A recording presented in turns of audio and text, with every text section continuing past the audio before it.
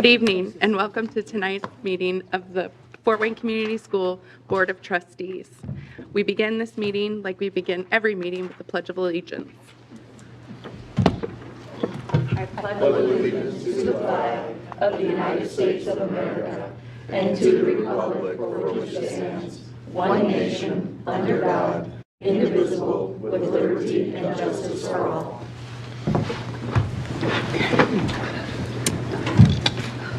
Well, I am having technical difficulties. Thank you so much. Okay. All right, we do have awards. Oh, we need roll call of members. Hi. Hi, how are you? I'm glad that you're here tonight. Good evening, Steve Corona from the 5th District. Julie Hollingsworth, District 1. Jennifer Mathias, District 2. Ann Duff, member at large. Riley Booker, District 4. Noah Smith, District 3. And to my left, we have Dr. Daniel, Superintendent, and Angie Fuller, Clerk of the Board. Sorry. Mike, to help you out. Oh, thank you. Yes, everyone does help you out, don't they? Sorry, my computer is still working with the little round wheel of death. It's throwing me off. Okay. So tonight we begin with awards and recognition. It is recommended that the board recognize Toll's New Tech students for participating as state finalists in the Next Tech CS for Good computer science competition. During the Computer Science Education Week, Toll's New Tech students, along with 3 other top teams in the state, were invited to the Next Tech CS for Good celebration at the Indiana State House.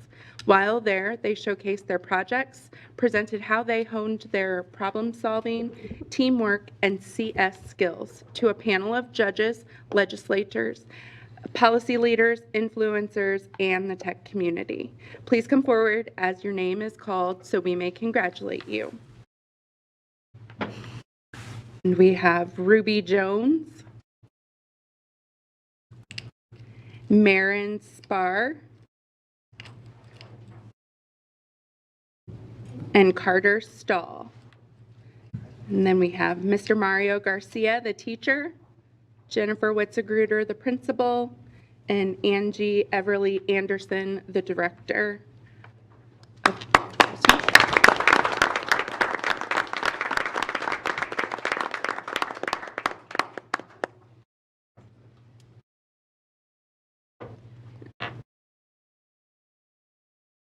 Yeah.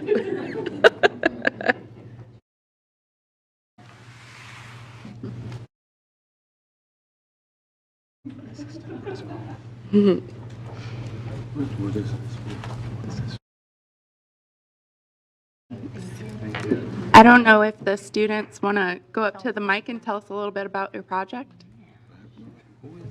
Come on, Ruby. Come on, Ruby, you got this. Carter? All right, Carter. Yes, Carter. Our project was an image-based AI learning detection where we had a Raspberry Pi hooked up to a monitor which had Google's Teachable Machine running off of it, so we can detect plants to see if they're alive or dead. And with more and more development, we could see if they needed watered, what kind of diseases they had, anything like that.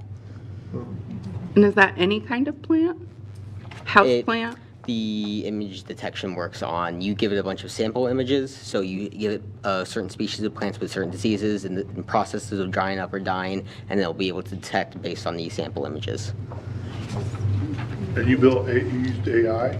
We use Google's Teachable Machine, which is a machine learning platform. What was it called? Google's what? Teachable Machine. How'd you find working with that program with the AI? What'd you think of it? Teachable Machine was easy to use and it's free, so not sponsored. And what grade are you all in? 8th and they're in 7th. Nice. Cool. Congratulations. Yeah, Thank you. that's great. I hope you patent that because there's lots of people who would love houseplants that just can't keep them alive. I don't think Google would. I don't think Google would be a fan of that. Oh, yeah. Good job. That's great. Thank Congratulations. Thank you.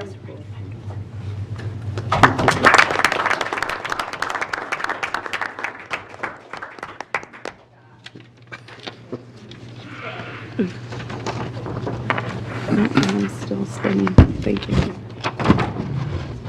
All right. It was so awesome. I can't keep a house plant alive to save my life. So, all right. Now we're on to the consent agenda. It is recommended that the board approve the vouchers for period ending February 13, 2023, and the payroll for periods ending December 30, 2022, and January 13, 2023. Also on that, the personnel report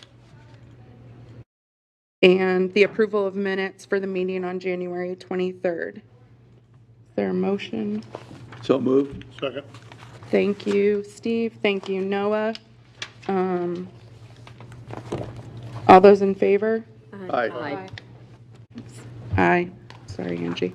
And Dr. Daniel, did you have anything? I do. Okay. I do have a special announcement. So we have hired a new Director of Nutrition Services. So Felipe Guerra, you would like to come to, you might be asked a few questions, so if you come to the microphone. So as I introduce you, he's been promoted to the position of Director of Nutrition Services. He joined Fort Wayne Community Schools in 2019, working for Nutrition Services as a registered dietitian and coordinator. Before coming to Fort Wayne Community Schools, he worked for Granite School District in Salt Lake City, Utah, where he was also a registered dietitian. While at FWCS, he has designed, developed, implemented several applications that have helped improve efficiencies and safety in nutrition services. Felipe was born and raised in Chile and is married with 2 children. He replaces our previous Director of Nutrition Services, Rebecca Larson. So welcome to your new role. Congratulations. I saw that you were quoted for a news story about new FDA regulations on student meals, so welcome and trial by fire. I would be remiss if I didn't ask for my child, what are your plans to improve school meals? Well, that's a very good question. So I think one of the biggest plans that we're gonna engage soon is like actually asking students, right, what they love, what they want to see on the menus, and engage the community as well. And part of the engagement with the community is teachers, administrators, and parents. So we want to get feedback from everyone and try to build a program that meets everyone's expectations, not just our expectations as dietitians and nutrition services. We know we need to eat healthy, but we also need to live up to the expectations that our students have right now, and it's very high. They go out, they eat, they have experiences with food. They're very technological savvy. They use Instagram, TikTok, so they know how to communicate all those things. So we want to engage them in their own turf and at the same time make our meal program better. Great. So in other words, you're going to make the meals look Instagram worthy? Of course. I think there's a time and a place, and part of that program is we're going to have little pockets of innovation as well, and we want to make it so that kids are excited and they bring also their ideas to the table. I think it's important to point out that I believe in my memory, if my memory serves me correct, Felipe is the first male to be the Director of Nutrition Services. Yes, that's good. Another first. There are very few male dietitians. Do you see, I see a challenge ahead of you then when you're asking the children and our students what they like versus nutritional requirements for them. I think that that's awesome that you're planning to engage them and get them interested. I hope that they come back with some healthy choices as well. Oh, of course. I think that's the challenge. Try to make it good but healthy. Of course, we have to meet in the middle, right? And I think it's important for students to understand that we have to meet in the middle, but making them part of the process, it's important for me and for our department, because when you involve kids in the whole process, it gives them a different perspective, but also make them feel that, I was part of this, I helped contribute to, a new recipe or a new menu development, or even some things on social media. So it just gives it a little different flavor, from their perspective. I think that's great. Yeah. Thank you. Thank you. Welcome. Thank you. Yeah. Congratulations. Thank you. Very excited. All right, and we voted on it. Okay. All right, we don't have any old business, so we're on to new business. Is this right? Did I skip one? Yes, I did. Okay. It is recommended that the board approve the acceptance of the Afghan Refugee School Impact Support to Schools. Ooh, that's quite the abbreviation. SRSIS2S.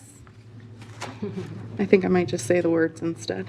Grant for the 22-23 school year in the amount of $95,823 from the Indiana Department of Education. Funds from this grant will allow for services for the district's refugee students who are newly arrived from Afghanistan. The grant supports personnel to provide English language development support. This is a non-competitive grant. This non-competitive grant was written by Emily Schwartz-Kearns, the director of ELL. Ms. Schwartz-Kearns will be available to answer any questions. Is there a motion on the floor? So moved. Thanks, Ann. Second? Thanks, Jennifer. Any questions for Emily? How many Afghan refugee kids do we have?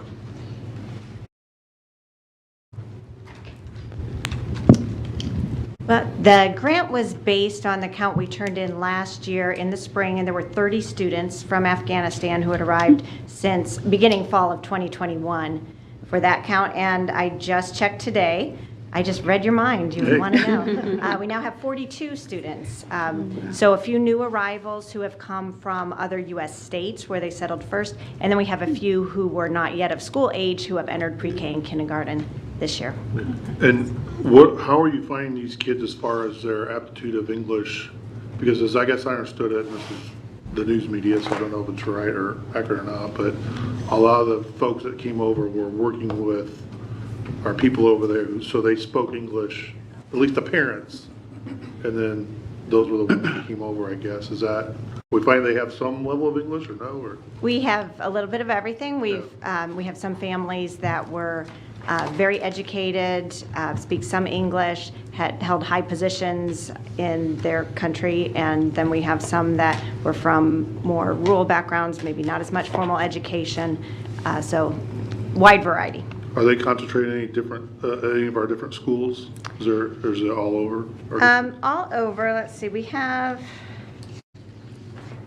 about 8 different elementaries, 5 middle schools, 3 high schools. So, you know, getting close to half of our schools have some of these new Afghan students. Emily, are we seeing any Ukrainian refugees yet find their way to Fort Wayne? I think we've had just a few. They haven't come as formal refugees. When they come settled by Catholic Charities, we have a direct connection and we keep better counts of those. I know some communities south of Fort Wayne have received some Ukrainian families when they have sponsors that bring them to those communities. So I'm not sure of the exact numbers. We haven't had a lot here yet. Not that you would exactly know this, but I saw recently an article or news report that Congress needs to act on some of these Afghan refugees that are possibly going to be sent back. If A, you heard that, and B, is that a possibility? Do you know? Or? I'm not an expert. I know there are a variety of legal statuses. Like most of our students came with parolee status, which they are then. There were some laws passed so they could be eligible for the same benefits as refugees. A lot of the funding for refugees also apply, but I'm not sure of all the status and the changing status. It's a lot to keep up with. So are these kids, because they're designated refugees, right? Are these kids included in our daily count or ADM? Oh, absolutely. Okay. So this money, the 95 grand, is over and above that, specifically towards this targeted group of 42 kids to help. Right. So we get a refugee school impact grant that supports all our refugee students. Then we also last year got an Afghan refugee school impact grant, and then this one is supplemental to that. So this is presumably a one-time grant to help with that population. Okay. Any other questions? Okay. All right, all those in favor? Aye. Aye. Thank you, Emily. Thank you. All right, next up on the agenda, we have network switches. It's recommended that an award be made to the lowest responsible and responsive bidder for the purchase of 192 network switches to be installed at 12 FWCS locations. You'll notice in our packet, we got 5 bids, and Vector Tech Group out of Holland, Michigan was the lowest responsive bidder, and that contract comes to $409,641.60. This purchase for Ruckus Network Power over Ethernet switches will replace switches reaching their end of life at 12 FWCS locations. A public bid was conducted through the Federal Universal Service Fund portal in conjunction with the FWCS purchasing department's legal requirements and procedures. Through USF discounts, FWCS is only responsible for 15% of the actual cost, so that comes to $61,446.24. Funding will come from the Operations Fund and the Common School Fund loan, and Kevin Grubel, Manager of Technology, is available to answer any questions. Is there a motion on the floor? So approved. Second. Thanks, Steve. Thanks, Julie. Any questions for Kevin? So Kevin, what is the life of a span of a network switch? It varies greatly. So the switches that we have in front of you tonight are power over Ethernet. So those are the ones that power our wireless access points, our phones, our IP cameras, and things like that. They tend to have a little shorter lifespan than just the regular data network switches that provide data for like the computers, secretaries, and things like that. To put a year time frame on them, PoE probably around that 7-year area. Okay. And then the non-PoE, we can typically stretch them out to about 8 to 10. Do we always receive the Federal Universal Service Fund discount? So we've applied just about every single year, and so far to date, we've been blessed with the award. So the program's been around since '97, I believe it is, and we've been active in the program ever since.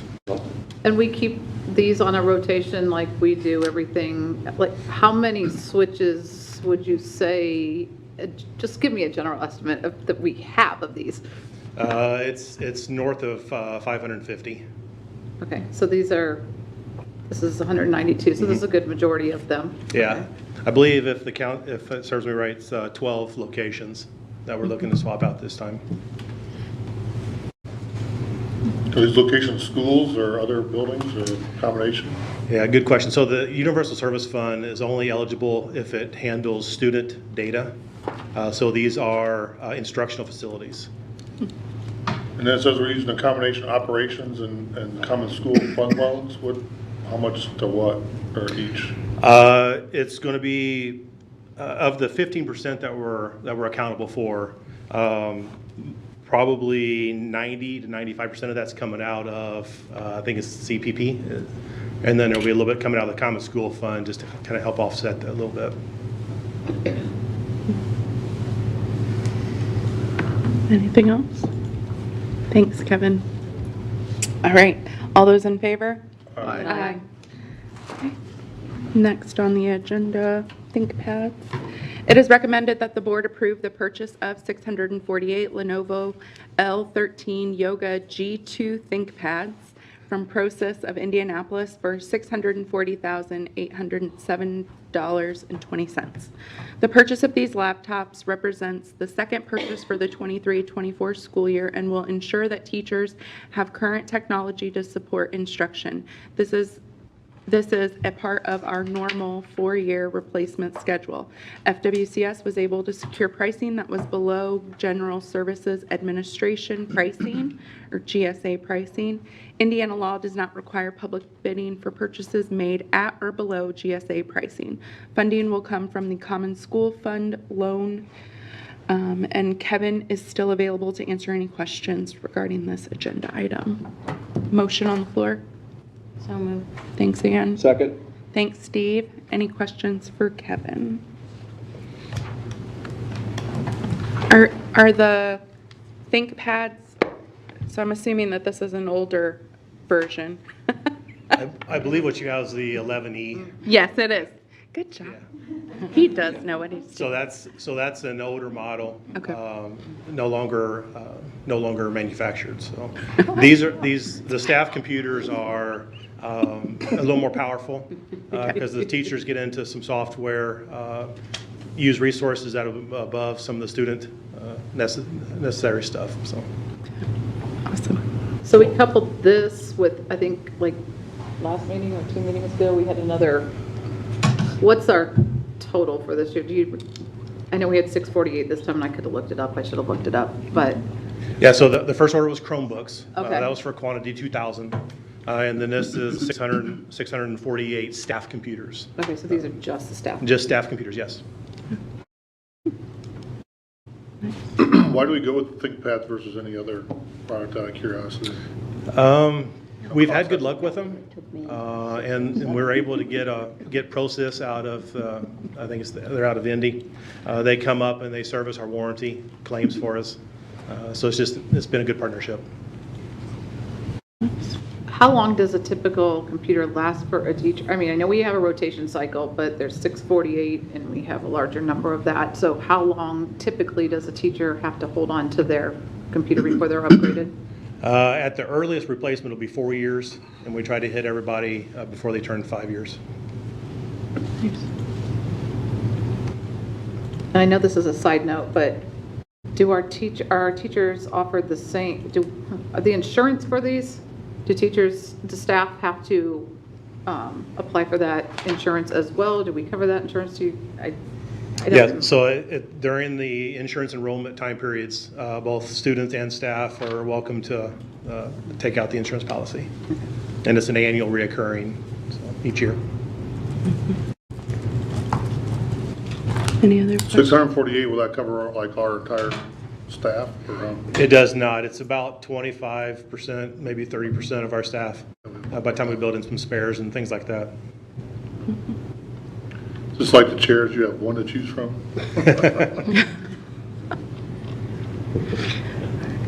Any other questions?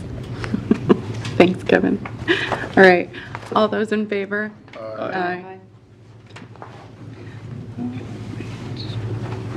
Next, we have wireless access points. It is recommended that an award be made to the lowest responsible and responsive bidder for the purchase of 196 wireless access points.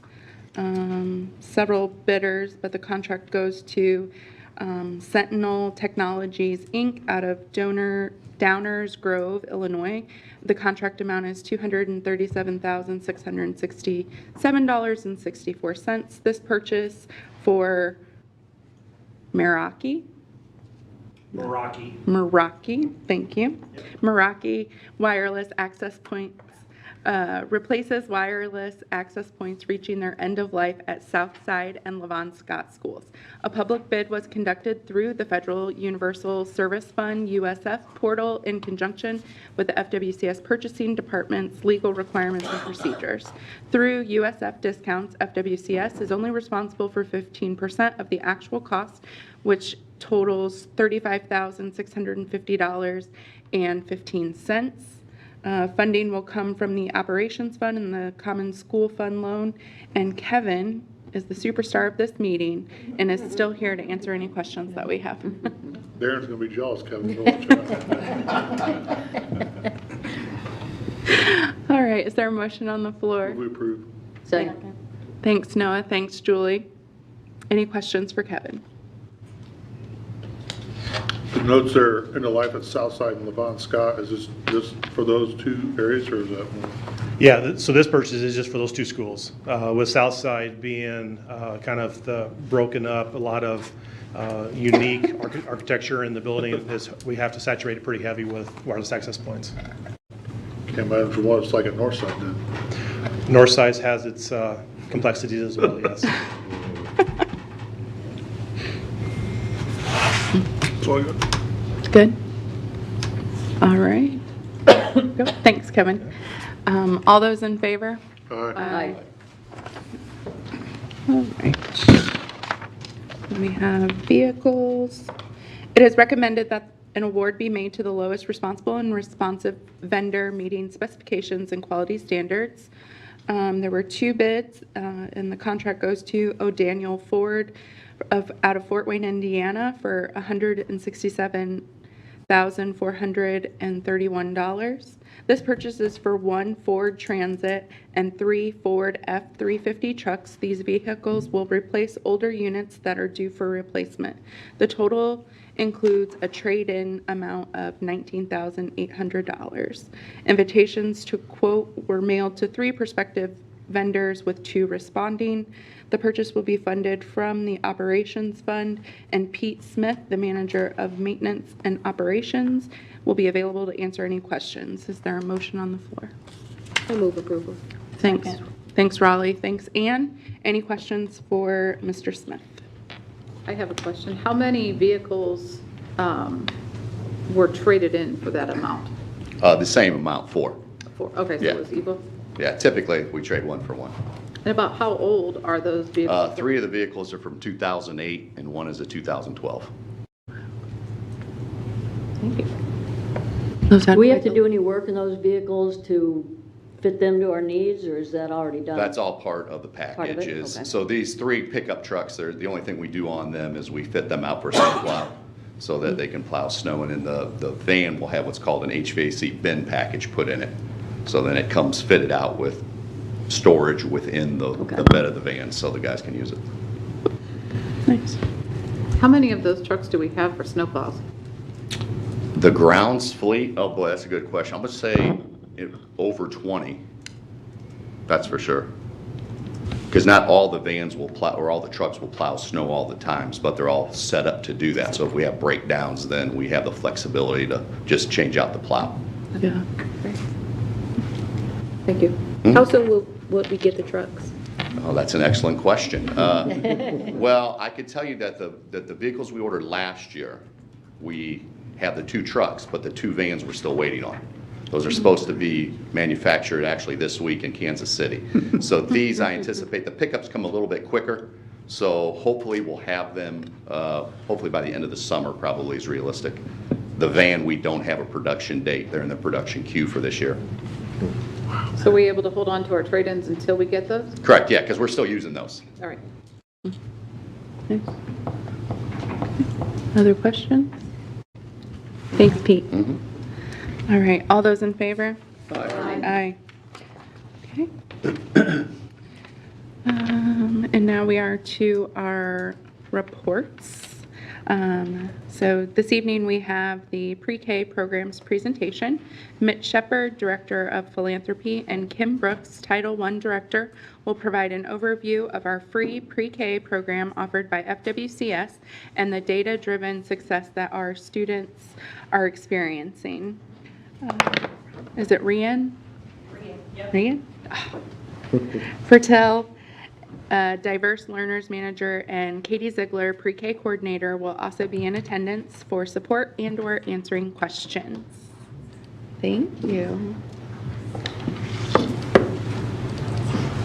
Good evening. Good evening. Quick pause while we get the clicker.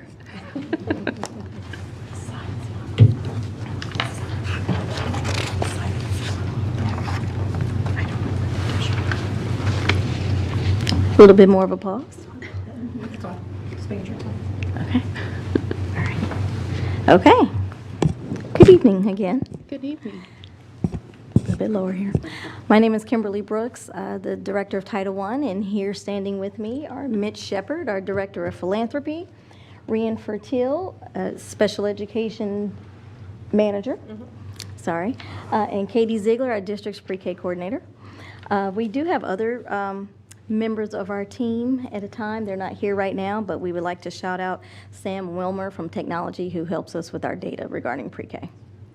Now, we would like to start our presentation here with a quick video. How do we just...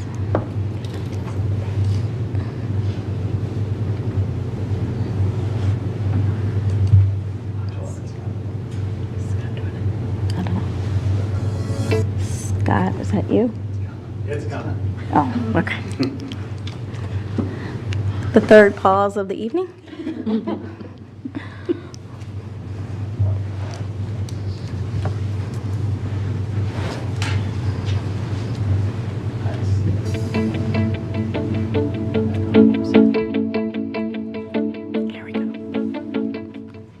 Parents should know that FWCS pre-K programs are some of the best in the nation.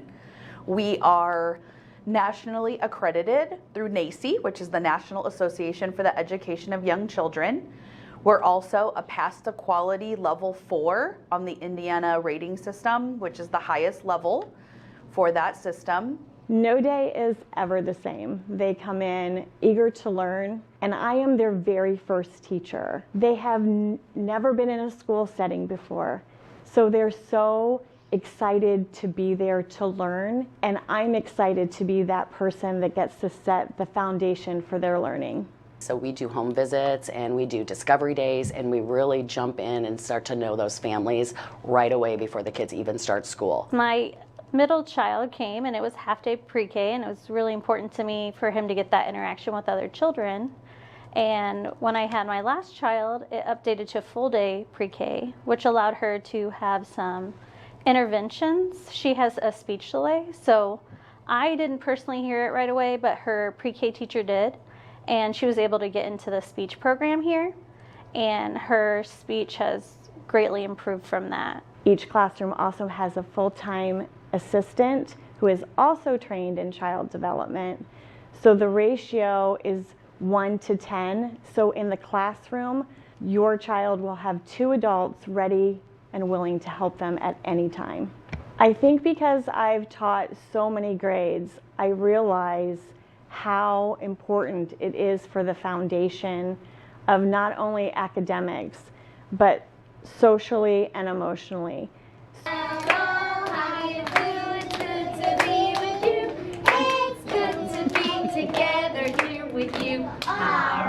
So I build that relationship right away with the parents. I contact them all year long, send them pictures of how their kids are doing, meet with them, contact them, and just build that relationship. I would say being in a pre-K to 5 building, when they come in as pre-Kers, hopefully they will be with us for 7 years.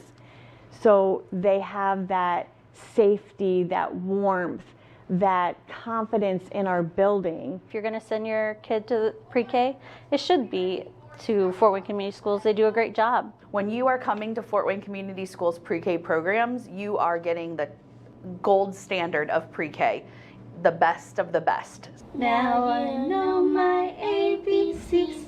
Next time, won't you sing with me? Thank you. Good job.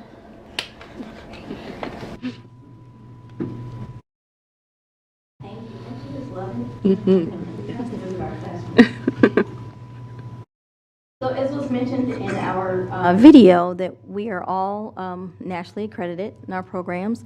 It was mentioned for NACE, the National Association for the Education of Young Children. We're also Indiana State licensed through Pass to Quality Level 4, which is the highest, and American Montessori Society accredited for Bunch Montessori. A part of being nationally accredited, we have to make sure that we're following a curriculum. And so the curriculum that we follow is aligned with the Indiana Early Learning Foundations, which is akin to the K-12 Indiana Academic Standards, but they're called foundations, of course, because this is preschool. The curriculum that we use in all of our programs is called Creative Curriculum, and that is by a company called Teaching Strategies. We're also employing strategies for conscious discipline to help support our pre-K kiddos in their social emotional well-being, as well as working with Macmillan Health in their new preschool program just for that as well, called Mini Mood Monsters. That's another cute one you'd love to see. In case you didn't know, there's been research for years that states the benefits of pre-K, some of which are listed on the screen, as in our higher graduation rates. Children are less likely to be retained even after school, more likely to have a higher pay. While still in school, less likely to be referred for special education, and overall more positive attitudes about school. There's research there cited for you to peruse when you'd like. Local research, I would say, or data that we've been collecting based on current kindergarten students within our district. This is showing that children who have no preschool experience prior to kindergarten either half day in our pre-K programs or full day. You can see there's 20% higher scoring on the beginning of year kindergarten assessment within our district if they have attended our preschool programs for a full day. This is reading, and we're seeing the same results in math, even slightly higher. So we're very excited to see that this year. This is the first time we've been able to capture that data based on the kindergarten assessment that we use for FastBridge. So we have every indication that this is something that we will continue to see going forward. But as I said, this was the first year we were able to capture that at the beginning of year. We have not analyzed the middle of the year data yet because that assessment just ended. But we have all indication that we'll continue to see that success for kids who attend our preschools. So Kevin, to be clear, this is our kids. Yes, our current kindergartners. Kindergarten, okay. Correct. Current kindergartners. So just fresh off their preschool year with us. And this is the beginning of the year data? This was beginning of the year. So they came into kindergarten already 20% higher than those who had no preschool experience. And this is only FWCS pre-K or all pre-K? This is only FWCS pre-K that we know of, because at times in enrollment documents, we don't necessarily know if they've attended a private pre-K or not. It just depends if the parents indicate that on their enrollment forms. Do we ask that on, we do ask that on enrollment forms? Perfect, thank you. We're going to get into that in just a minute. So as Kim indicated, we've all known for a long, long time that the data was there. I've personally followed it for a long time. And by the way, thank you for the opportunity to join your team, specifically toward the betterment of the pre-K program. Well, when we saw this data, when we saw that your child is 20% more likely to be successful if you go to full-day pre-K, it was kind of an emotional moment for the four of us, because we were proving this in our own backyard. And it brought us to a conclusion and sort of a mission statement among the four of us. We believe that every 4-year-old child in the Fort Wayne Community School System deserves high-quality 4-year-old pre-K. Let's talk a little bit more about what that means from other perspectives. Okay, we talked about the national research, what it says it should do. We showed our local data. Then we asked parents. So here we go. So just in December, we did a parent survey of current kindergarten parents, and this is what they told us, is that 83% of them wanted a pre-K program for their child when they were in preschool to get them prepared for kindergarten. 70% of them wanted a full-day option for their child. But this is the key that really is giving us fuel to move forward. 40% of them said that their children did not participate in any early childhood education program due to lack of access. So what we'd like to share with you here is data that shows our progress moving our pre-K programs, which had traditionally been half-day programs. We've been slowly moving them to full-day programs. Based on the current funding and resources that we have, this is what we've been able to do. So you can see back in 2018, when we first started our conversion to full day, we only had 2 schools, and the remainder were still half day. But slowly, each year, we've been able to move more and more toward full day, leading us to next school year. We will have flipped at that point, and we will have more full day programs than we have half day. So we're very excited about that. We're getting more money to do that? Is that what's the change? We'll get you there. The short answer is no, but we will talk a little more about that later on. No, we have not received any additional funds. So currently, the splits of our programs, this is what we have here. This is where our full-day programs are right now. And most of the presentation and the video footage we showed you were from our Title I classrooms, but this includes all of our classrooms, which Bunch and Young are there as well. So that's where our full-day programs are. You can see in the middle, that's where we currently have half-day programs. Some of the programs have to share due to lack of space within those buildings. And then we do have some buildings still remaining that do not have any access to pre-K unless there may have been parents who received spaces in the lottery spots at Bunch or Young. So can you go back, I'm sorry? Yes. We have no pre-K on the right. Correct. But like Glenwood Park, we don't technically have it there, but we offer, if a parent or. If they live within the Glenwood Park area, they can attend the program at Forest Park. When we have paired certain sites with others, typically based on transportation capabilities. So buses can get them there more easily, and that's how those schools are paired. So we're doing bus routes for pre-K kids too? Oh, yes. Oh, yes. And they have special seats that they have to use while they're on those buses as well. So transportation definitely is a key for making this happen for us.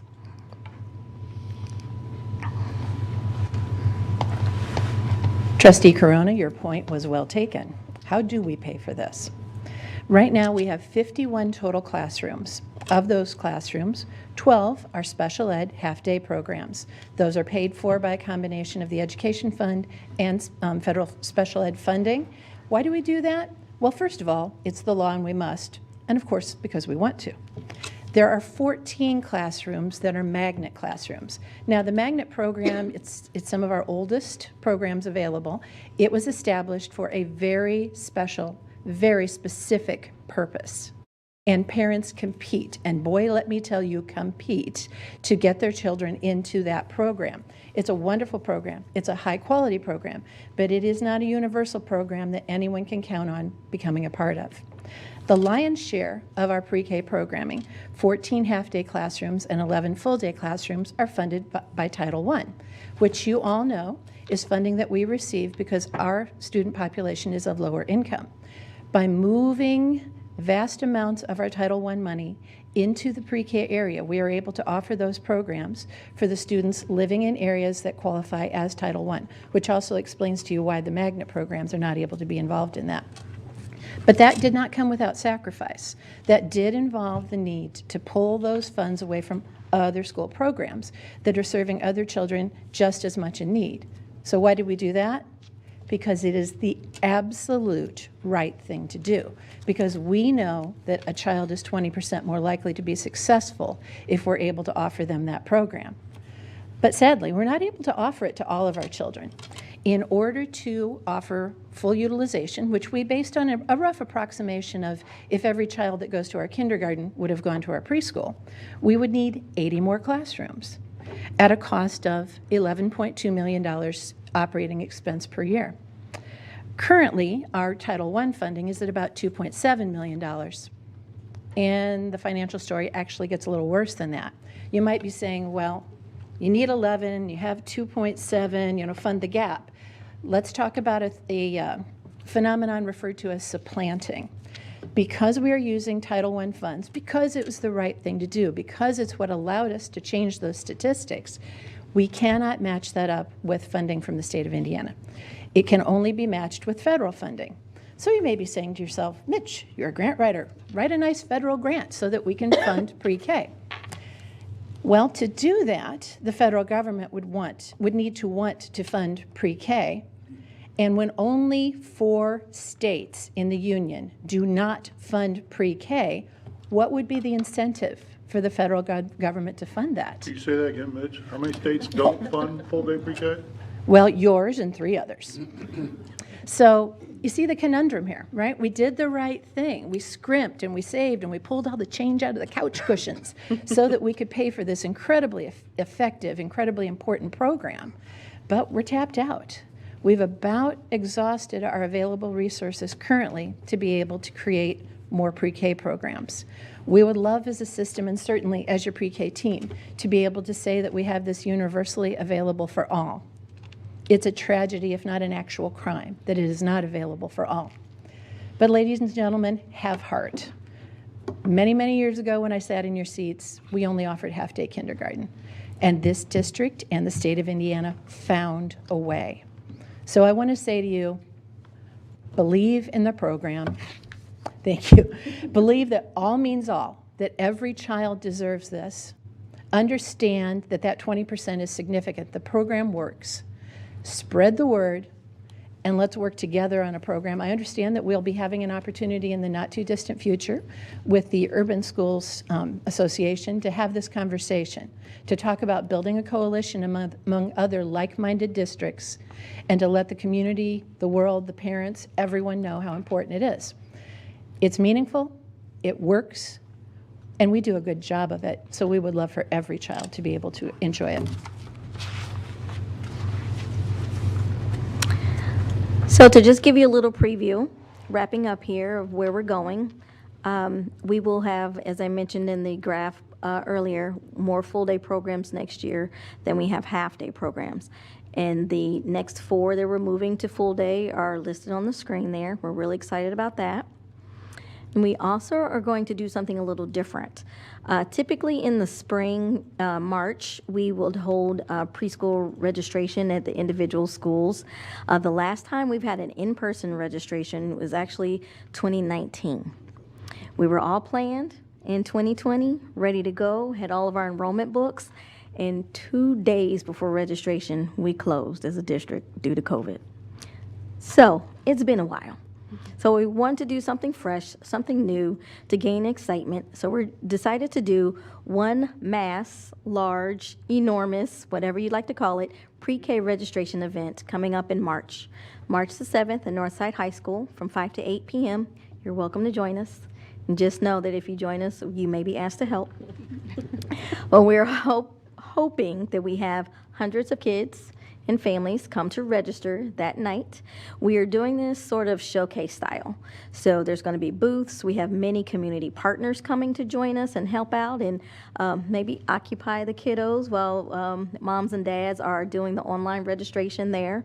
I believe the library is coming. PNC Bank, they're coming with giveaways. One of PNC Bank's national philanthropic efforts is early childhood education, so they're always very supportive. United Way, lots of people coming to join us in this. So you're welcome, March 7th, 5 to 8 p.m. And we would like to thank you for your attention tonight. Thank you. One question. How much recess do pre-K students get? Katie? Good evening. In our pre-K programs, it is actually, because of our accreditation, it's actually required that students play every single day. And depending on the weather, we try to get outside every day, even if it's just for a couple of minutes. But ideally, they're outdoors every single day. So in a half-day program, they probably get 1 recess outside, but in a full-day program, they have numerous opportunities to get outside and play. It's very important for them, for their, minutes. Yeah. Play has to be a third of their day. Okay. So whether that's in the gym, on the playground, or in the centers of the classroom, it has to be a third of their day. Nice. That's because of our accreditation. So great. So to continue to get our accreditation, we must have them play that much? We must, yes. And we want them to. Why is that? Because it's developmentally appropriate for them to play. Play is the work of children. It's really how they learn. It's how they interact with their friends. It's how they learn to share, take turns, negotiate, use their imagination. There's so many different concepts, communication, listening, speaking, counting, just so much learning for 4-year-olds goes into their play. So that's why many times 4-year-olds come home from school and they say, "What did you do today?" And they say, "Play," because that's exactly what we want them to think, that they're having fun and they're learning. So a third of the day is play, that's the minimum. Is there a maximum for accreditation? Like how long? I don't think so. Okay, that's good. We just have to abide by the minimum. Right. And that doesn't mean that the adults in the room are just sitting back. They are engaged with the children in their play. They're taking anecdotal notes. They're videoing. They're taking photographs. They're checklists and even asking questions and interacting with them in their play. So they play indoors and outdoors? Yes. And what would indoors play look like? So our classrooms are set up in different centers in the the classrooms, we have to have different centers. We have to have a dramatic play center, which you might know is like a house or a kitchen. We have to have an art area. We have to have blocks. We have to have music.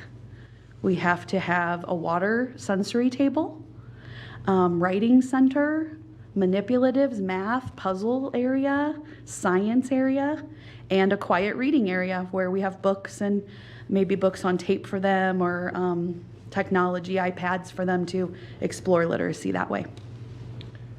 My next door neighbor is Susan Stevens, I was saw, yes. in the video. amazing. And I know she has a dedicated playground on the north side of Harrison Hill. Is that the setup for all of our schools? Yes, so if Segregated you remember, maybe last year we came in, we talked to you about the Build, Learn, Grow grant, and we used a large portion of those funds to get a pre-K specific playground for all of our pre-K programs. So they, again, can go out whenever they want. They don't have to work into a special recess schedule, and it is appropriate sized equipment for them. Darren Hess really worked with me on finding exactly the right size for them. And the teachers are loving it, so. Mitch, I missed the information on the slide that talked about funding, and the last bullet talked about funding the gap. And so are we in part using general funds to support pre-K programs? We are not using general fund to support anything other than special ed where that is uniquely allowed. We can't marry it up with the Title I, the magnet programs, which are just Whitney Young and Bunch, those 14 classrooms, those are education fund. But the overall, where anyone can go, those are Title I, and we can't put anything with Title I but other federal money. That's why why we're stuck. Did you say with other federal money? We can add federal money, but we can't put it with state money. Oh. So that's why we're at this point. But again, there's hope where there's activity and where there's interest and where there's data. If you take a look at what's going on in the state legislature, there are no less than 16 bills this year around early childhood. And where they're getting traction is an interesting angle. When it has to do with workforce development, they are getting traction. Well, if mom and dad of a 4-year-old can go to work all day long because their child is competently cared for and learning, hey, there's some workforce development to take a look at. You mentioned when you were talking about the gap that we would need potentially 80 more classrooms. How many students could we actually serve if we were able to add 80 more classrooms? There are 20 students per classroom. So how many students are we currently serving? We're just total between special ed, magnet, and Title I, we're about at 1,000 or so, just under 1,000. We were basing the numbers on the additional classrooms with our kindergarten numbers, knowing we have about 2,200 students in kindergarten, so we were trying to come up with a number that would show 2,200 preschoolers. Do we have any openings as far as student populations? I mean, you guys mentioned Magnet is a lottery. Correct. Highly sought out for, and that's Bunch and Whitney Young? Correct. So I assume those are capacity. Correct. What about the other schools? It just depends. Some schools are full, and some have a little bit of space in those right now. And we have students, just with all of our grade levels, you know, we have a pretty significant mobility rate within our district. So, you know, we do have kiddos come and go all year. And it's been our policy that if a child moves even in April, early May, they still can come in to our programs. A little bit of pre-K is better than no pre-K. So if we have some that are open and we have people that need it, how are we getting that message to them that these schools still have openings? Well, typically is based on, for the most part, on parents coming to us. And, you know, because they are preschool, you know, we don't really have very solid data on kids who have never been in our system. So it's kind of hard sometimes for us to reach out, but you know, we are always available whenever there are questions. They can go to our website. That's current, and that gives information about where our programs are. But we get calls all the time, at least almost every day, somebody inquiring, I just moved into this area, I have a 4-year-old, is there space? Now, do you have to live within a certain area? So if you have a space available, I see you nodding, Kate. Space available at a particular school, but you don't live in that area, can you go to that school? So, it depends. Typically, it is based on where you live because it's following the Title I funding, right? Because that particular school is Title I. So if you live somewhere that is not Title I, which is a little bit different because this year they all are, it gets more and more complex the more we go on. But if there is space somewhere else and a parent agrees to transport, at times we can allow for that. It does get tricky if people start going all over the city and they don't necessarily live there, because then we start to have attendance issues. And sometimes it can be viewed as preschool may not be that important. So we have some at times that may not realize, though this is a 5-day week program, it's not a drop-in, you know, and sometimes that could get pretty difficult for people who are not living within their, or not going to school within their own attendance areas. I don't understand though, I guess I don't see that. If we have school choice and our students for the next, can go to the next level to whatever middle or elementary school that they want to, and we're saying that 20%, we see a 20% increase, why wouldn't we be targeting those that are in a school that isn't, we have an opening over here, I get it, they'd have to deal with the transportation stuff, but why wouldn't we be promoting that for them, to get that child into pre-K any way that we possibly could so that we're giving them that advantage? Well, go ahead. One thing that's really significant from the economic development lens, our full-day programs fill quickly. Our half-day programs are often a burden for the parent to be able to participate. So it may not always be, you know, why aren't you sending your child to pre-K? It may be that you can't leave work at noon to move that child. Okay, that makes sense. So the reason why I asked, and I don't know if this is part of what Jim meant, is when I moved to Fort Wayne, like almost 5 years ago, I had a preschooler, and there was an opening at a particular school that wasn't far. I called almost every week for a month, and I was told no every single time, and there was openings at that school. So as a parent, what would you recommend? Have things changed within the last few years to make those sorts of allowances? I can't necessarily say things have changed, but, you know, as we know more, we do better, you know, and I can't speak to that particular situation specifically. But, you know, sometimes as well, depending on who you talk to, a secretary may or may not know that a child is already on the way coming, and then that would fill their spot. Where we may get that information sometimes if they've called us at the district office and we've said yes, you know, kind of like we're reserving the spot, then a parent calls, the school may not know yet. So there could be all kinds of situations. You know, I apologize, I can't speak to yours specifically. No, I just want to make sure, because you just explained the data and how it changes when the kids get to go to pre-K, and some people struggle with finding spots at certain schools. And I understand the Title I and locations and stuff like that, but I'm just, if there's an opening at a school, if you have multiple openings at a school and you have a parent who's willing to transport their child, why wouldn't we say yes? Absolutely. Yes, we are doing our best to get them in every spot that we can. Yes, we are. So to be clear, that because all of our schools in the elementary level are now Title I, that should no longer be a barrier to accepting a child in pre-K. Is that accurate or no?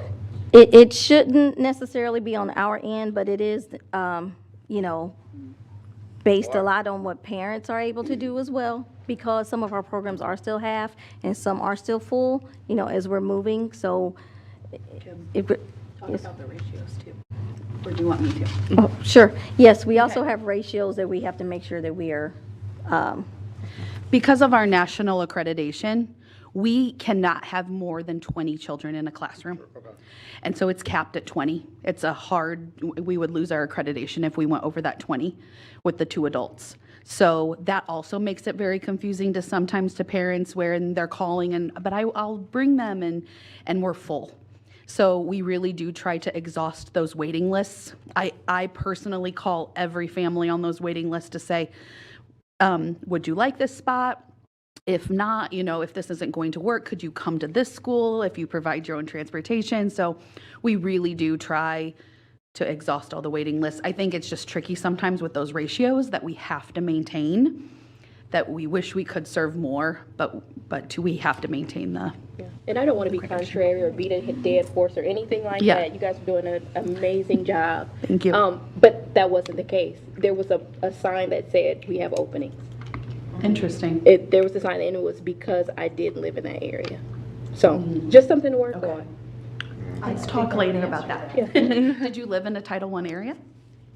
I believe so. So that might have been the thing too. So you have to live in a title area to go to a title school. Now it's not, right? All of the elementaries are title, but that wasn't the case just even last year. So Mitch, we talked about this funding gap, and you mentioned start the conversation, talk to the people. Yeah, that's great, but it's not necessarily bringing the dollars. It could bring the dollars. So what is our call to action for the board, our staff, our parents? What is that call to action so that we can start to increase these and look at finding ways to fund that gap? The call to action is a big one. This is not going to be something we solve in one budget session. This is going to be a sustained, long-term goal that we're going to need to engage as a group. We do have an upcoming meeting with the Urban Schools Association, and those are going to be the people who are looking at it from a similar lens that we are. Those are going to be the large school systems that have a lot of parents that can't access paid programming, and they're going to be our allies in this. So working with parents groups, working with economic development organizations that have an interest in parents being able to go to work and feel that their child is competently cared for, and working with other districts who are facing the same thing that we are. It is not a magic bullet, but you've done it before. You've gotten there before. 4 states, it's a pretty disgraceful thing, but that doesn't make it easier to move Indiana. Take a look at any of the reasons beyond education, right? Education's our thing, and it's hard for us to think that there might be more effective ways to advocate for the program than strictly on the educational benefit. But in this case, economic development might be an easier or a more welcome or, quite frankly, a more topic of the moment way to advocate than necessarily just the educational benefit. I truly believe that because I did the research back in the pandemic and how many women left the workplace because our children were at home and they're still not back. And I think that was a wake-up call for the workforce development to get involved in early childhood education because they need those workers back. And the only way we can do that is to have quality pre-K for those kids to go to. In the number of years I've been watching legislation around early childhood, I do not ever remember 16 bills about that particular topic being before our legislature at one time. You mentioned that we would need 80 more classrooms. Do you have a price attached to that lofty goal? I do not have a price for the capital because there are a number of different ways that you would address that. We've only looked at the operating expense for those 80 classrooms is $11.2 million. So teachers and supplies and what? Teachers, supplies, consumables. Assistance. And are there that many out there? Let's talk about why people like to teach for us. We do not typically have an issue finding staff to teach in our pre-K programs because our pre-K teachers have a 4-year degree. They have a teaching license for the state of Indiana, and they are paid exactly like all the other teachers in our district, so same salary scale, which is not typically the case in early childhood education.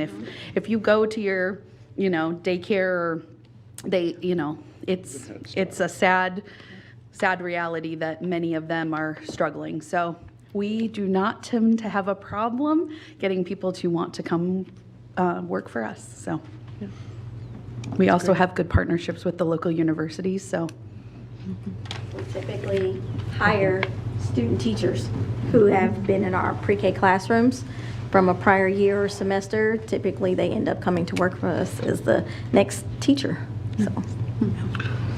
So going backwards again a little bit, if you go back to like slide 6 or 7, if you don't mind. Go back, the other one, sorry. The grid or the bar chart.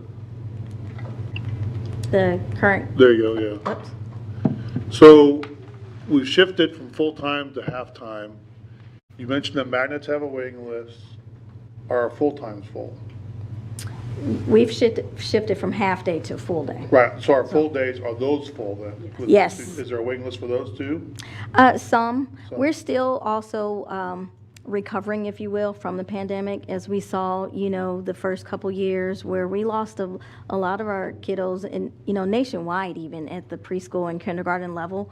So we're just bouncing back with that. But our full-day programs are the ones that fill the quickest. Half days where we have capacity. Correct. Okay, and Yep. approximately how much capacity would you say? I didn't get a chance to look at that number today, but I can find that out for you. Any other questions? Great Thanks for all you do. presentation. Yeah, Okay. thank you so much. Thank you for listening. Oh, I did. I'm sorry. We talked about registration. Can we make that a mandatory question for registration if it's not a foreign preschool kid? Right, if they've enrolled, or if they've attended a preschool or previous school, it's already on there, but then the parent has to answer that, Can we make that a bus question like we talked about, automatic, and it's got to be required? You have to answer that question to move on? So that's a Jack question. Well, okay, wait. He's on his I'm 41st sure it anniversary. is. I'm sure Jack could answer yes. He But could. can we do that as a district, So, can we So, require that do question? you do paper or you do online? Online, all So you online. could do it. So the question is, can you do it by either March? I will talk with technology. Yep. Well, you guys want to know that data, right? Yes. It's valuable We do, information for us, absolutely. so. Mm-hmm. I know when we did our, for pre-K, the classroom assistant and the classroom teacher came to our home, and they Yes. asked, did your son go to a pre-K program? And so, yeah, I think that they were getting it in some form or fashion before. Right, it may not even- have been at registration Yeah. time where it was logged, but by the time we do home visits, right before school starts. Yeah. Yep. So We're asking. we're pretty full to the point where, or what I'm gathering is, we're pretty full to the point where we need more. But what I saw and what I heard the other day, I heard wonderful information on the Facebook Live the other night for the parents about our pre-K program. What I'm concerned with that is that there were 23, 28 people watching at that time. There was a whole bunch of wonderful information. How do we get that out to how are you getting out pre-K information to parents who aren't already in the district and serving it, so that we do get those extra places filled and we're getting those children in to, take down that gap? I think that's kind of what Raleigh and I were getting at, was we have some capacity, get those children in the door any way that we can. How do we get that message out, or how are you currently getting that message out that we have pre-K programs? Well, we're working with our marketing department. We're actually right in the middle of a huge new campaign where we are trying to spread that message through the news or the local television stations, all social media, our website, radio, newspapers. So we are working on a more strategic model of communicating to those, because as I mentioned, we don't necessarily know who those kiddos are, just yet. And, for some parents, this might be their first child in a school. They're not tapped into how school works. So we are trying to reach them in several different ways. We go out to different neighborhoods. We have a marketing team. They are set up at our festivals and things like that. But we do have a dedicated person that will also go to churches, different events that they know, spreading our information about bringing their kids here for preschool. And are you considering the point that you just told us, the data point, 20% more success rate? We will, now that we have the data, absolutely. Well, that's one key to getting our community to understand how important it is, and then them driving our state to be where we Right. need to be. Right, that's why we were so excited to have the data, because now this is something that we can use. Absolutely. And we can show this now. Shout it at We the top of always your knew it lungs. was great, but now this says it also. Right, great. And workforce taking it. I sat on Early Childhood Alliance several years on like one of their committees, and so I heard this, and this went through the pandemic too. So those are key. That's a key. And shouting that number at the top of their lungs and knowing that those people can get their employees back in their buildings and we can help them. I just think that we need to figure out how that message is going to be shouted out a little bit louder. Yep. You've done a wonderful job. Thank you. Thank you so much. Good job.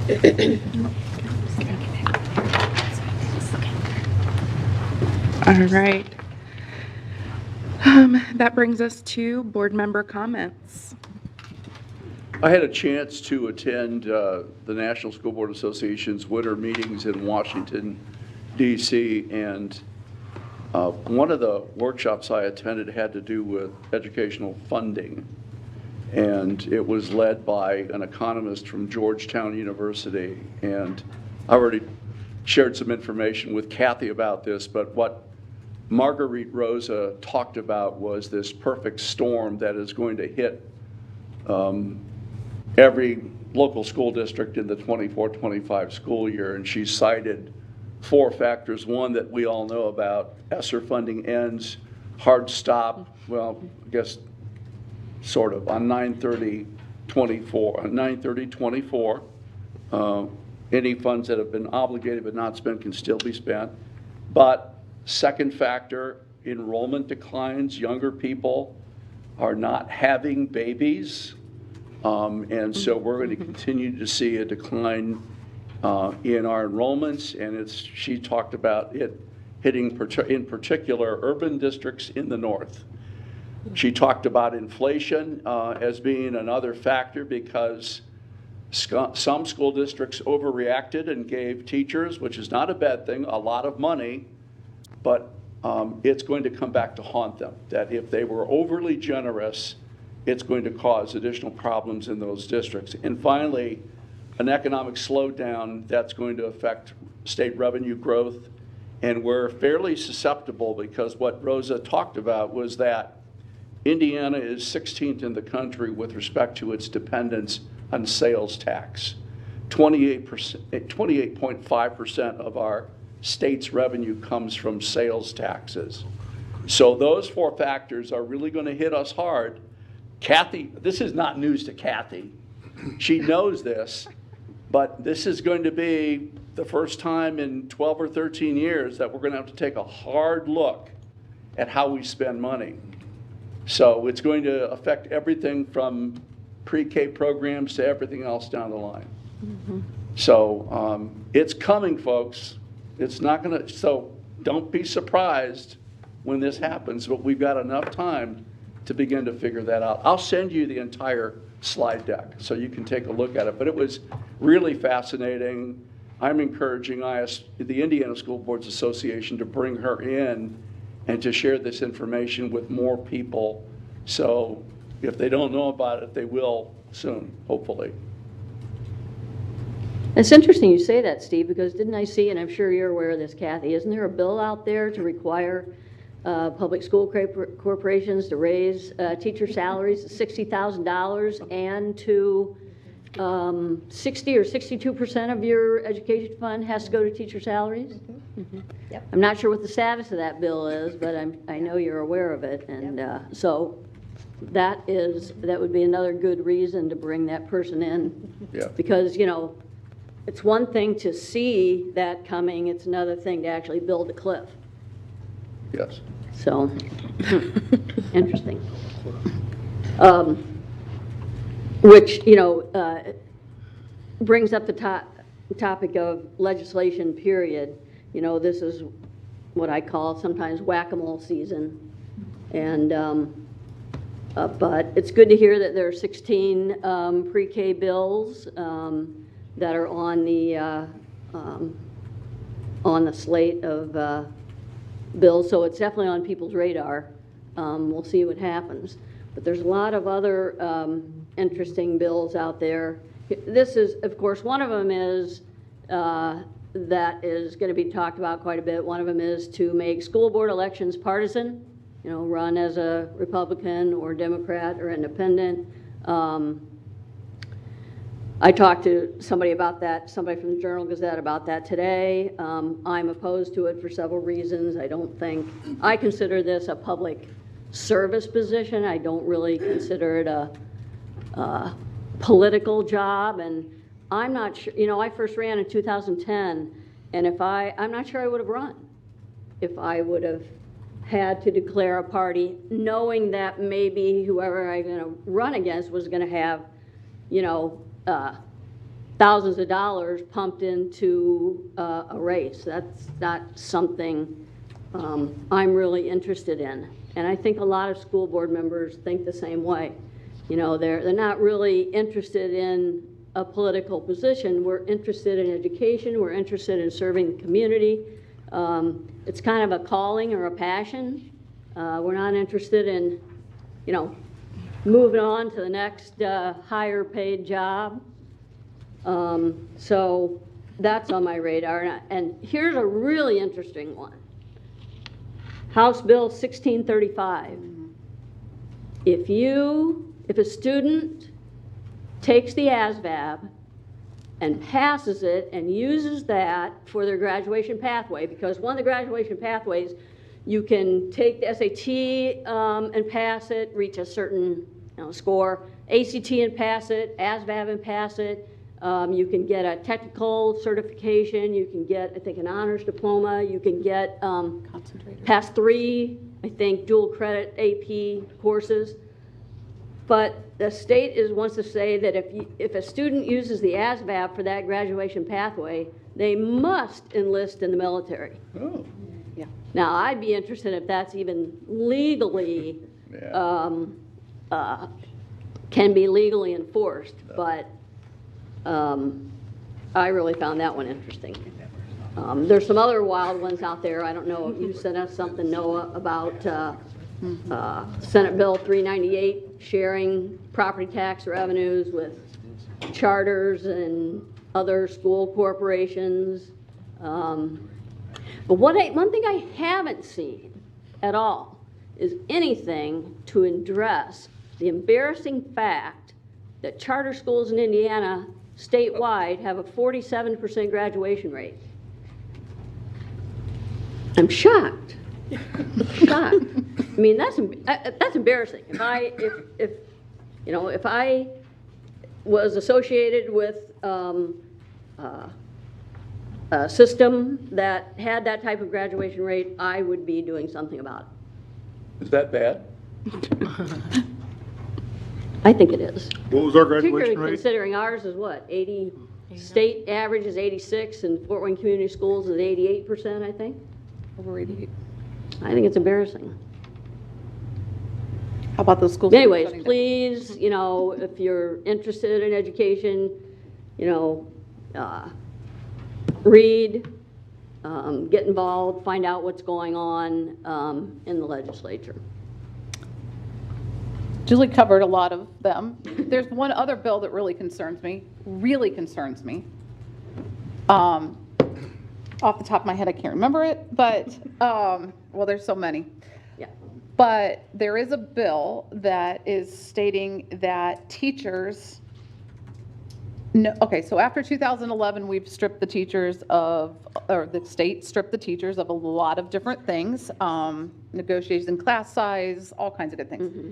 But the bill, maybe Sandra would know this bill, is stating that teachers no longer are able to talk to administrators about curriculum, discipline, or any of the other. And for me, I spent Bill 486. 46? Mm-hmm. Yeah, that's what I thought. So for me, I sat today at the Portrait of a Graduate with all of our stakeholders, students, teachers, administrators, community members, everything. And we weren't necessarily discussing curriculum and behavior or any of that, but all of what we were doing today benefits that. And it takes the village, to be cliche, to move our children forward and our students forward. How on earth can a district move forward without listening to their teachers and anybody else that is employed by that, taking care, who have direct contact with the students every day.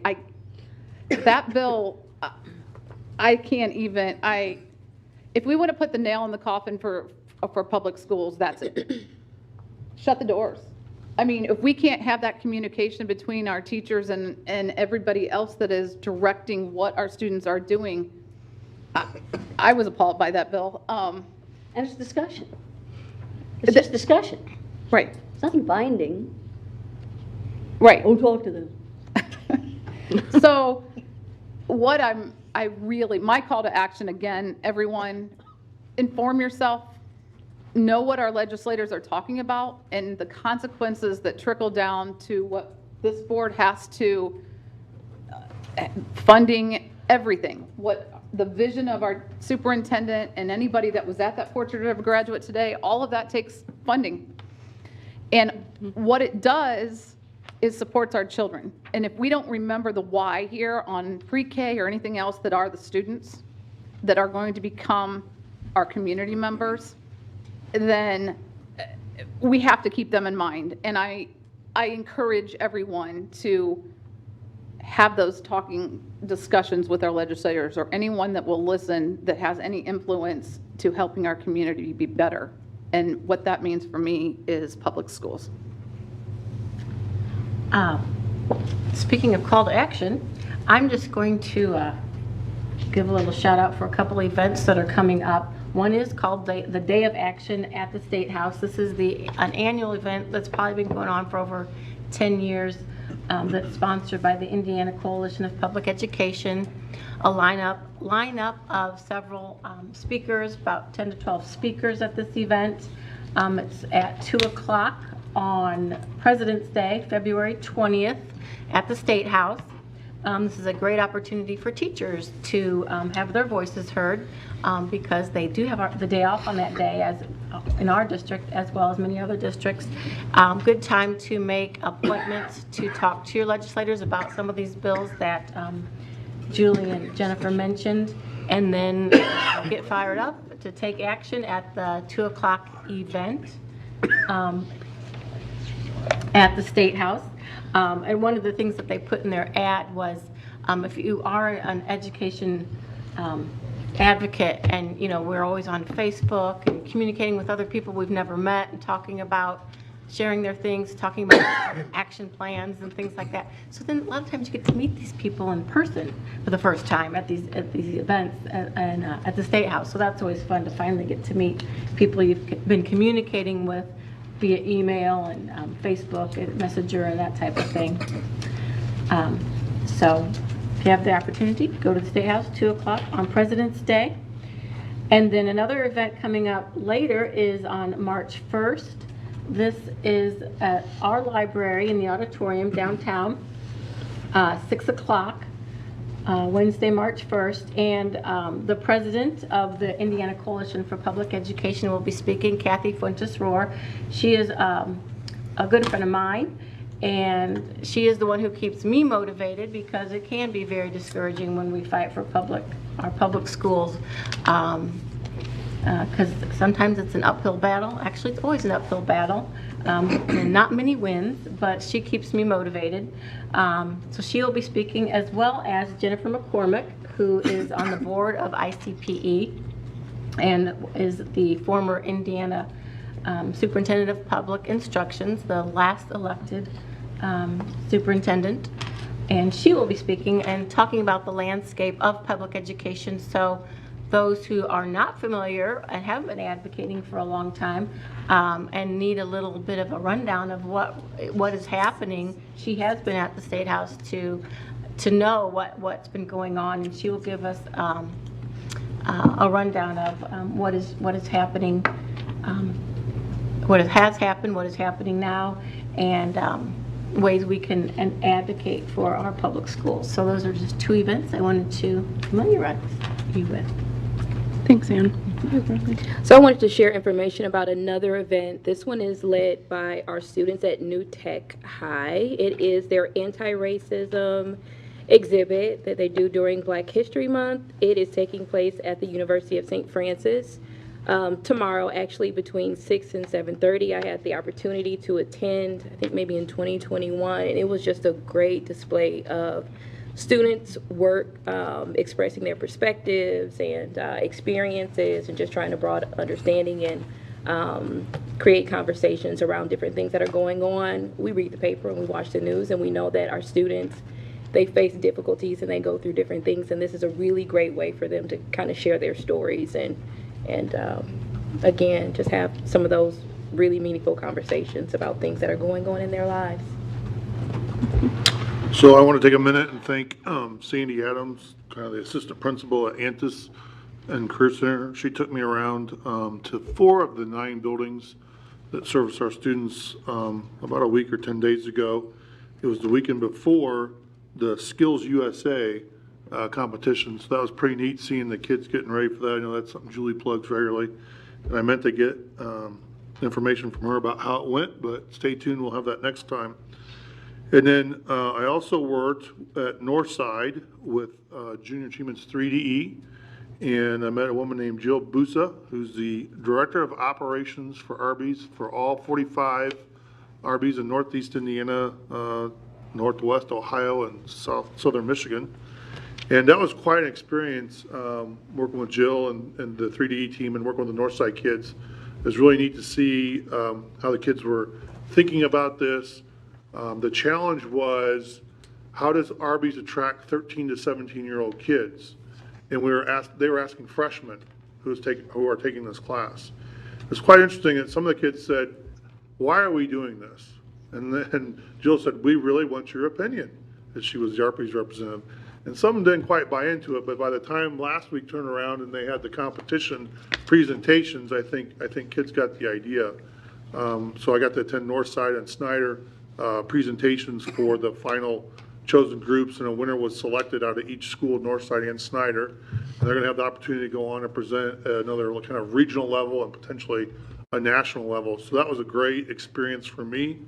I was thankful for Jill and her Arby's team. There was probably 4 other Arby's employees one day and probably 8 another day, all the way from a store manager to district managers, general managers.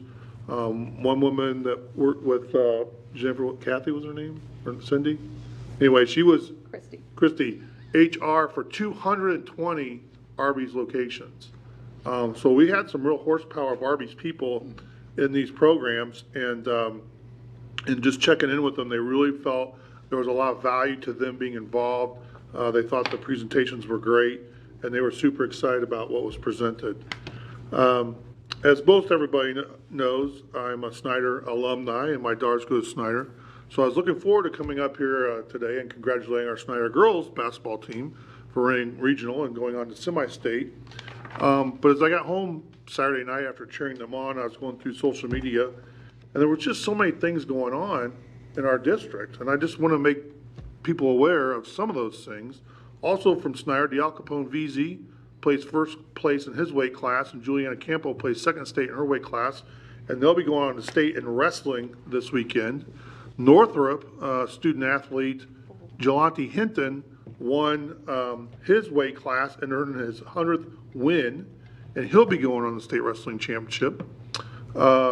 2 student athletes from Fort Wayne Community Schools participated in the swimming and diving state championship, and Amelia Reinhart of Snyder was the state runner-up, number 2 in the state in diving. I don't have a list of who the swimmer was. Apologies there. And then also that day, Memorial Park won the girls' city basketball championship against Lane. And the boys also played that day. And then do you know, were you there? Blackhawk won over, do we know? Miami. Miami, thank you. But I also saw and knew that at Blackhawk Middle School, a robotics competition was going on. And then I saw Northside's band members participating in some sort of string competition and ensemble. And so just a day in the life of Fort Wayne Community Schools last Saturday, I just was thinking I knew about this stuff, but there was so much more stuff going on. And so I'm proud of what we do as a district. I'm proud of the student athletes, the student musicians, the student participants in whatever role and capacity they had. And then finally, I'd just like to thank Dr. Daniel. I know Charles involved in operations and Krista in marketing and communications. The weather days that we've had since our last meeting were impactful, obviously. And as a parent, getting that notice out the night before, I know it always can't happen that way, but I heard a lot of comments about that, and I too appreciate that as a parent. Letting the community know the night before, hey, we're expecting bad weather and we're going to go ahead and call it or do a delay or something. I really appreciate that, and like I said, I heard from a number of people that they appreciate as well. So thank you. That's all I have. So you know what they say, 2 club, 2 whatever activities after school, students are those who do that. Academics are improved, behaviors improved. It's all about becoming part of a team or part of a program. Makes a huge difference. So that today we had our final presentation of here's our portrait of a graduate. Then this is middle school, which is portrait of a connector. So you have portrait of a connector, and then elementary has portrait of an explorer. So we'll be presenting these, or you'll see these on our website very soon.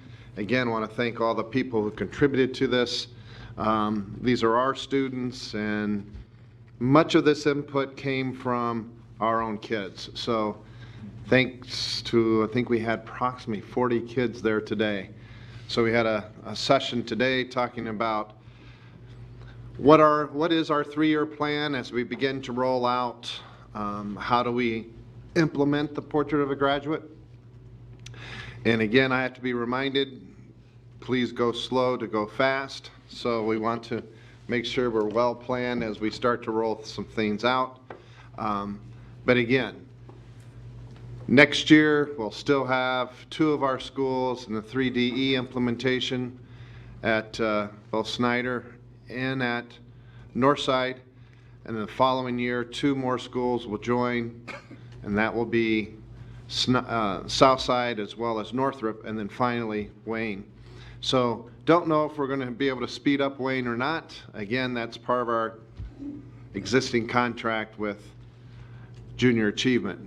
But I can say overall, seeing the progress happen, we're starting to finally get some meat on that, on the bones of the plan. We do want to have another day of bringing everything together, which is March 13th. And at that point, we'll start to look at what does this mean for the next 3 years. So great amount of synergy. Want to thank everyone who participated. Just really, it's been quite the thrill to see this happen. That's all I have. We do have next board meeting prior. I think we have Dr. Marcotte from Urban Association, so he'll talk to us a bit about what's going on in the space of our funding formula, complexity. But we also have a couple other pointers we'd like to talk to him about. Mitch and I have talked about that specifically. The early learning bills, as well as what are we doing with this, what's been surfacing, how do you fund internships, apprenticeships, and so forth. So call that the career bill. And again, how do we gain some partners in this discussion, both other school districts as well as our corporate sponsors. So again, it seems to be, if it's tied to economics, it has a pretty good chance of moving through. So again, with that sort of thought process, what can we do with early learning? What can we do with, again, capstone events for our kids? So a lot going on. You're right, Noah. Man, a lot going on. So good luck to our girls, Snyder in the semi-state. They play Fishers, I think. And right now, that South Bend. Saturday morning at Huntington. Saturday morning in Huntington. We were able to steer away from the South Bend school. By the way, one of the top 10 girls programs in the country. So that would be a lovely game to watch, I think. Hopefully we're in the finals with it. So Thank you. Mm. I'll keep my comments short. I had all of the bills to outline as well, but my colleagues did a nice job of informing us there. So just keep an eye on those, and if we reach out to you with a call to action, we hope that you actually take that action and contact your legislators. A lot of times they may not read every email, or you may not get an opportunity to talk to someone, but they all have interns, and somebody's keeping a tally of how many emails they got for, how many emails they got against, how many phone calls came in that were for and against each bill. And so those numbers do count, and legislators do get that information. So keep that in mind and stay up to date on all that. Ditto everything. I think I think going last is hard because everyone stole all of my thunder. I think the only thing, no, it's completely fine. I'm glad everyone is engaged. That's why we get along so well. I think the only thing that I have to add is that I was able to attend my first President's Roundtable with the Indiana School Boards Association, and so they linked together all of Northeast Indiana, 6 and 3, that's what it is, yes. And so there are lots of urban schools, obviously, from Allen County, but then some rural community schools as well. And so I just love hearing about school corporations that have K through 12 in one building.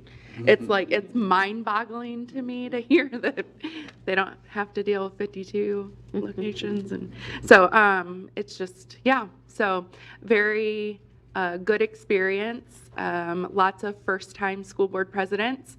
So I think we're all going to lean in and lean on each other for information and progress and all that fun stuff. So looking forward to those meetings. And I believe that's all I had as well. Just real quickly, that was a Saturday that Noah said that all those things happened, a Saturday.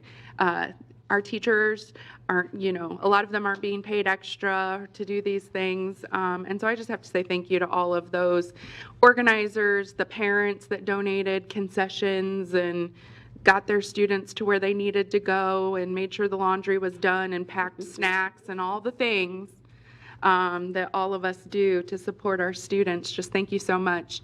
I know that we do a lot of things Monday through Friday, but Saturdays seem like they're pretty busy as well. So, all right, that's all I have. Is there? On behalf of Julie, I move we approve, dismiss. Thank you. On behalf of Julie. Okay. Second. All right. All those in favor? Aye. Aye. 5429, by the way, Julie, half. 25. Oh, geez. Oh, that.